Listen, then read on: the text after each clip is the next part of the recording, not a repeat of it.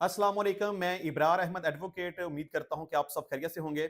सवाल है, मेरे शोहर की वफ़ात हो गई है, लेकिन मेरे देवर कहते हैं कि आपको कुछ नहीं मिलना अपने शोहर की जायदाद में से।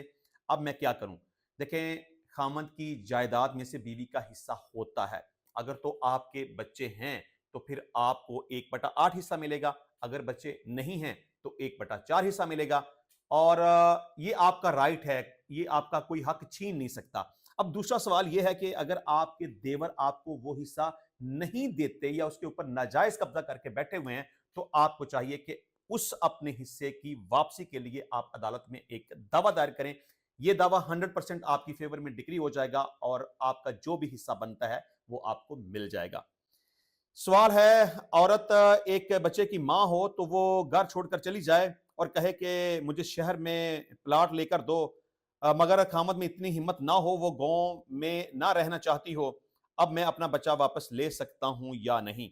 देखिए जी, बच्चा अगर तो छोटा है, आप ये समझ लें कि अगर बेटा है तो उसकी उम्र 7 साल तक है, तो खामद अपनी बीवी से वो बच्चा वापस नहीं ले सकता आम हालात में। हाँ, ये अलग बात है कि मियाँ और बीवी के दरमियान सेपरेशन हो गई है, तलाक हो गई, साबका बीवी ने किसी दूसरी जगह पे निकाह कर लिया, तो तब आप अपने बच्चे की वापसी को क्लेम कर सकते हैं, लेकिन तब भी अदालत सूरत-ए-हाल को देखेगी कि उस बच्चे का बेहतर मुस्तकबिल किधर है। ठीक है? हर जगह सूरत-ए-हाल डिफरेंट हो सकती है, लेकिन मोटी सी बात यह है कि 7 साल तक अगर बेटा है और 9 साल तक अगर बेटी है, तो वो वालिदा की कस्टडी में रहेगी। बाप अगर अदालत में जाएगा तो मैक्सिमम अपने बच्चों से मुलाकात कर सकता है, लेकिन उसकी कस्टडी नहीं ले सकता। सवाल है, मैंने अपना बच्चा अपने भाई को दिया था, वल्दियत में अपने भाई का नाम लिखवाया था, क्या मैं अब अपना बच्चा वापस ले सकता हूं? जवाब लाजमी दीजिएगा। देखें जी, आप मुश्किल सूरत हाल में फंस गए हैं। मतलब कि अपना बच्चा वापस लेना अब आपके लिए इतना आसान नहीं है।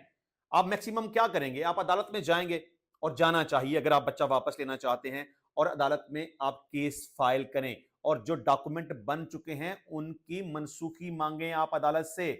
मसलन हो सकता है कि जिस तरह से आप कह रहे हैं कि बच्चे का बर्थ सर्टिफिकेट बन चुका है, बच्चे का बेफाम हो सकता है बन चुका हो, बच्चे का शनाख्ती कार्ड हो सकता है कि बन चुका हो, ठीक है? और अगर वो स्कूल जाने वाला हो गया है या स्कूल जा रहा है, तो स्कूल सर्टिफिकेट उसके नाम से बन चुका होगा। तो ये तमाम चीज़ें अब आपके खिलाफ हैं। आप अपने हाथों से ये सब कुछ कर चुके हुए हैं।